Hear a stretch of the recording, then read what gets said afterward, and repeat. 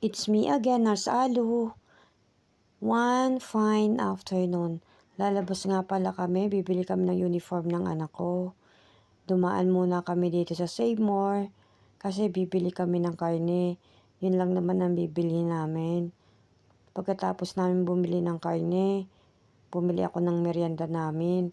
Ayan, yung turon nila at saka yung lumpia para makatipid. Masarap ang kanilang lumpia. Paglabas namin, naghanap na kami ng mabibilhan ng uniform ng anak ko. Sa gilid lang pala dito, meron. Ayan, ilang tindahan din ang napuntahan namin. Iba't iba ang presyo. May kasing price ng mall. Pero may nakita kami na kalahati ang presyo sa mall. Kaya binili na namin ng 2 piraso yung anak ko. Yan yun o. Pagkatapos namin bumili, umuwi na rin kami. Gusto nang umuwi ng asawa ko dahil gusto niyang magpahinga.